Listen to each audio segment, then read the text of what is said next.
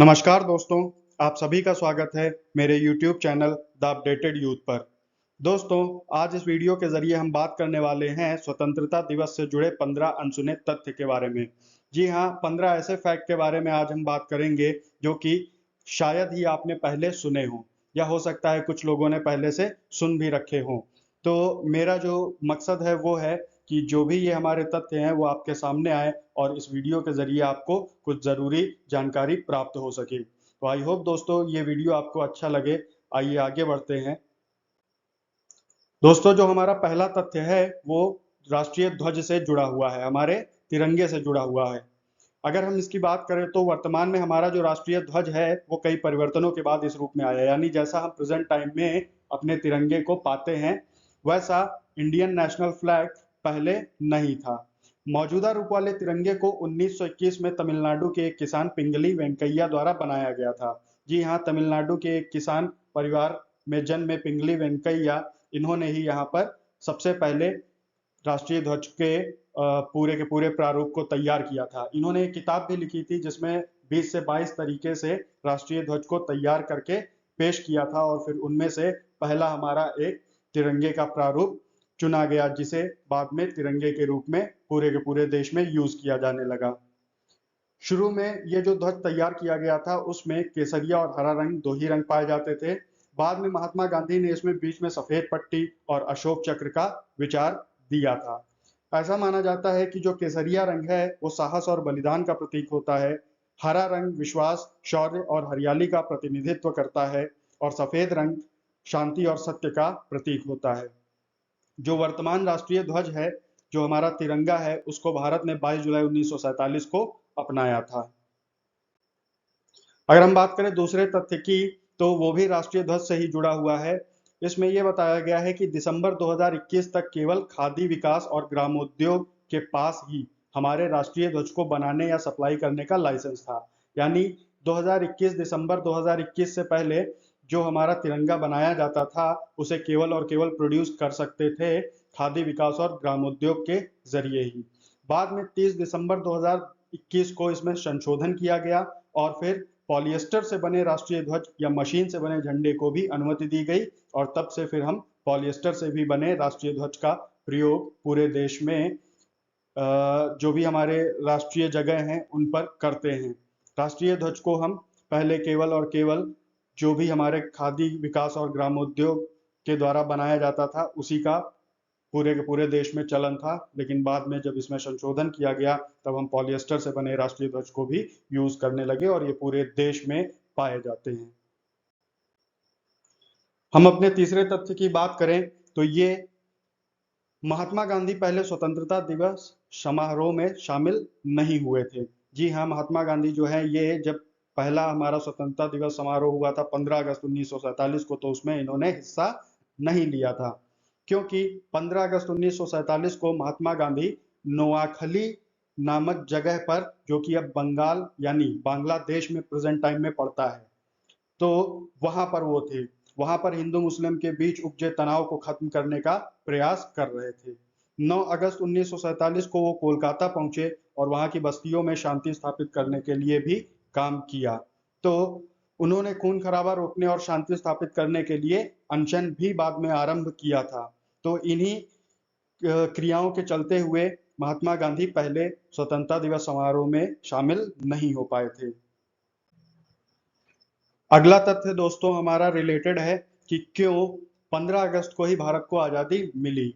तो इसके लिए ये कारण माना जाता है कि जो ब्रिटेन के हमारे लॉर्ड माउंटबेटन हैं, उनके प्रेस सचिव कैम्पबेल जॉनसन ने ये जानकारी दी। उनके मुताबिक जो मित्र देश की सेना के सामने जापान ने समर्पण किया था, तो उसकी दूसरी वर्षगांठ 15 अगस्त को ही पड़ रही थी, क्योंकि जापान ने 15 अगस्त 1945 को यहाँ पर समर्पण किया था। उस समय पर सेकेंड वर्ल्ड वॉर चल रहा था। सेकेंड वर्ल्ड वॉर में जापान ने भी हिस्सा लिया था और जापान जब समर्पण करता है ब्रिटेन के मित्र देश के सामने, वो 15 अगस्त 1945 को किया था और उसकी दूसरी वर्षगांठ पड़ रही थी, दूसरी एनिवर्सरी पड़ रही थी 15 अगस्त 1947 को। इसलिए माउंटबेटन ने चुना यहाँ पर 15 अगस्त 1947 का दिन भारत को आज़ादी देने के लिए। इसीलिए माउंटबेटन 15 अगस्त को भारत को आज़ादी देने के पक्ष में थे। हम अपने अगले तथ्य की तरफ चलें तो ये इस बात से रिलेटेड है कि 15 अगस्त को और किन देशों की स्वतंत्रता दिवस पड़ता है। तो 15 अगस्त को भारत के साथ साथ 3 अन्य देश कॉन्गो लोकतांत्रिक गणराज्य, दक्षिण कोरिया और लिechtenstein भी स्वतंत्रता दिवस मनाते हैं। कॉन्गो लोकतांत्रिक गणराज्य अफ्रीका महाद्वीप का तीसरा बड़ा देश है। 15 अगस्त 1960 में कॉन्गो फ्रेंच औपनिवेशिक शासकों से स्वतंत्रता प्राप्त करने में सफल रहा था। आजादी मिलने के बाद भी फुलबर्ट यूलो ने 1963 तक राष्ट्रपति के रूप में वहां पर शासन किया था। 15 अगस्त 1945 को उत्तरी कोरिया और दक्षिण कोरिया को भी जापान से आजादी मिली थी, वो जापान से अलग हो गए थे। तो 15 अगस्त 1945 को देश democratic people's republic of Korea बना, जहां से हमारे दक्षिण कोरिया और उत्तरी कोरिया आते हैं। वहीं लिechtenstein दुनिया के सबसे छोटे देशों में से एक है। यहाँ राजतंत्र चलता है। 1866 में लिechtenstein जर्मन से आजादी पाने में सफल रहा और 15 अगस्त 1940 को इसे राष्ट्रीय दिवस के रूप में मनाता है। यानी 15 अगस्त 1940 से लेकर के अभी तक वहां पर 15 अगस्त को हर साल राष्ट्रीय दिवस के रूप में मनाया जाता है। अगला तथ्य है हमारा, महात्मा गांधी चाहते थे कि कांग्रेस पार्टी जो है वो भंग हो जाए, क्योंकि कांग्रेस पार्टी को बनाया था केवल और केवल स्वतंत्रता प्राप्त करने के लिए। तो इसीलिए महात्मा गांधी चाहते थे कि जब उनका स्वतंत्रता प्राप्त करने का उद्देश्य पूरा हो गया है तो जो कांग्रेस पार्टी है उसको पूरी तरीके से भंग कर दिया जाए। हत्या से एक दिन पहले महात्मा गांधी ने कांग्रेस का मसौदा संविधान भी लिखा था। जब भारत स्वतंत्र हुआ तब गोवा एक पुर्तगाली शासन के अधीन था। 1961 में यह भारतीय संघ का हिस्सा बना। इसके अलावा भी कई राज्य उस समय अस्तित्व में नहीं थे जो बाद में राज्य बनाए गए। स्वतंत्रता के वक्त भारत में 17 प्रांत और 550 से अधिक रियासतें थी। ब्रिटिश राज से स्वतंत्रता मिलने के बाद ये रियासतें या तो भारतीय संघ या फिर पाकिस्तान में विलय हो गईं। वर्तमान में भारतीय संघ में 28 राज्य और 8 केंद्र शासित प्रदेश शामिल हैं, यानी 28 स्टेट हैं टोटल और 8 यूनियन टेरिटरीज हैं इंडिया की। अगले हम तथ्य पे चलते हैं तो ये है पहले प्रधानमंत्री जवाहरलाल नेहरू, पंडित जवाहरलाल नेहरू के एक स्टाइल आइकन होने से रिलेटेड। जो देश के पहले प्रधानमंत्री थे पंडित जवाहरलाल नेहरू, ये एक अच्छे स्टाइल आइकन थे। वह वोग मैगजीन के एक अंक में भी नजर आए थे। नेहरू का अनोखा ड्रेसिंग सेंस दुनिया भर में ट्रेंड बन गया था और प्रसिद्ध पत्रिका जो हमारी है टाइम्स, उनके द्वारा नेहरू के जैकेट को ग्लोबल फैशन ट्रेंड के रूप में भी दर्ज किया गया था। अगला तथ्य है हमारा हिंदी से रिलेटेड। हिंदी भारत की राष्ट्रभाषा नहीं थी, इसे भारत की पहली आधिकारिक भाषा के रूप में चुना गया और 1949 में इसे घोषित किया गया। अगला फैक्ट दोस्तों हमारा भारत के राष्ट्रगान से रिलेटेड है, तो इसके बारे में देखते हैं। जो भारत का राष्ट्रगान है जनगण मन अधिनायक जय हे, 27 दिसंबर 1911 में पहली बार भारतीय राष्ट्रीय कांग्रेस के कलकत्ता अधिवेशन के वार्षिक सम्मेलन में गाया गया था। इस गीत को आवाज रविन्द्रनाथ टैगोर की भतीजी सरला देवी चौधरानी ने दी थी। उन्होंने यह गीत स्कूल के एक प्रोग्राम में गाया था। वर्तमान समय में राष्ट्रगान की धुन आंध्र प्रदेश के एक छोटे से जिले मदन पिल्लई से ली गई है। मार्गरेट जो मशहूर कवि जेम्स कजिन की पत्नी थी, वे बेसेंट थियोसॉफिकल कॉलेज की प्रधानाचार्य भी थी, वहां की प्रिंसिपल भी थी। इन्होंने ही राष्ट्रगान का अंग्रेजी में अनुवाद किया था। नेताजी सुभाष चंद्र बोस ने राष्ट्रगान का सांस्कृतिक निष्ठ बांग्ला से हिंदी में अनुवाद करवाया था। राष्ट्रगान का हिंदी में अनुवाद कैप्टन आबिद अली ने किया था और राष्ट्रगान को संगीत कैप्टन राम सिंह ने दिया है। इसके बाद दोस्तों हम अपने अगले फैक्ट के बारे में बात करते हैं, तो ये है हैदराबाद भारतीय संघ का हिस्सा बनने वाली अंतिम रियासत थी। 26 जनवरी 1950 को हैदराबाद राज्य नियमित तौर पर भारत का हिस्सा बन गया। यह वह दिन था जब भारत का संविधान लागू किया गया था। जी हाँ दोस्तों, इसी दिन 26 जनवरी 1950 को भारतीय कॉन्स्टिट्यूशन को लागू कर दिया गया था। जनवरी 1950 में ही एम के वेलोडी को हैदराबाद राज्य का मुख्यमंत्री भी बनाया गया था। 15 अगस्त 1947 तक भारत और पाकिस्तान के बीच जो सीमा रेखा है उसका निर्धारण नहीं हुआ था। इसका फैसला 17 अगस्त 1947 को रेडक्लिफ लाइन की घोषणा से हुआ था। इस लाइन को ब्रिटिश वकील सर सिरिल रेडक्लिफ ने खींची थी। इसीलिए भारत और पाकिस्तान के बीच की जो सीमा रेखा है इसका नाम रेडक्लिफ लाइन रखा गया। 1975 में सिक्किम भारतीय संघ में शामिल होने वाला अंतिम और 22वां राज्य बना।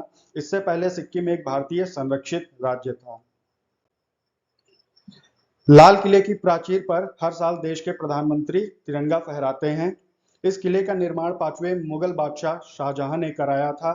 साल 2007 में इस किले को यूनेस्को ने विश्व धरोहर की सूची में शामिल किया था। लाल किले के बारे में एक बात ज्यादातर लोगों को नहीं पता है कि इसका असली रंग लाल नहीं है बल्कि सफेद है। जबकि जब इसका निर्माण हुआ था तो ये इसका रंग नहीं था, इसका रंग सफेद कलर का था। भारतीय पुरातत्व सर्वेक्षण विभाग के मुताबिक इस इमारत के कई हिस्से चूना पत्थर से बनाए गए थे, जिसकी वजह से इसका रंग सफेद था। बताया जाता है कि कुछ समय बाद चूना पत्थर खराब होकर गिरने लगा था तो अंग्रेजों ने उस पर लाल रंग करा दिया। इसी वजह से बाद में इसे लाल किला कहा जाने लगा। इसका असली नाम किला ए मुबारक है। मुगल शासन में शाही परिवार के लोग इसे मुबारक किला भी कहते थे। हमारा दोस्तों आखिरी जो तथ्य है, आखिरी फैक्ट जो है वो ये है कि देश के पहले स्वतंत्रता दिवस पर कोई राष्ट्रगान नहीं था। जनगण मन का बांग्ला संस्करण यानी जो बांग्ला एडिशन है वो 1911 में लिखा गया था और ये तब बांग्ला भाषा में लिखा गया था। लेकिन इसे हमारे राष्ट्रगान के रूप में 24 जनवरी 1950 में अपनाया गया। राष्ट्रगान को रविन्द्रनाथ टैगोर के द्वारा लिखा गया था। राष्ट्रगान का प्रकाशन सर्वप्रथम तत्वबोधिनी पत्रिका में 1912 में भारत विधाता नामक शीर्षक से हुआ था। यानी जिस हेडिंग के अंडर में इसको प्रकाशित किया गया था उस हेडिंग का नाम भारत विधाता था और जिस मैगजीन में ये प्रकाशित हुआ था उसका नाम तत्वबोधिनी था। और जो भारत का राष्ट्रगान है इसे गाने में 52 सेकंड का समय लगता है। यानी लगना भी चाहिए, 52 सेकंड से ना कम का समय लगता है और ना ही ज्यादा का समय लगना चाहिए अगर हम सही से इसके राष्ट्रगान की बात करें तो। वैसे तो इसका जो छोटा पार्ट है उसको गाने में केवल 20 सेकंड का ही समय लगता है, लेकिन अगर पूरा का पूरा राष्ट्रगान गाया जाए तो इसे गाने में पूरा 52 सेकंड का ही समय लगना चाहिए। तो दोस्तों ये थे हमारे कुछ 15 अनसुने तथ्य। आई होप आपको ये काफी अच्छे लगे हो और इनसे जो भी जरूरी जानकारी है वो भी प्राप्त हुई हो। धन्यवाद दोस्तों।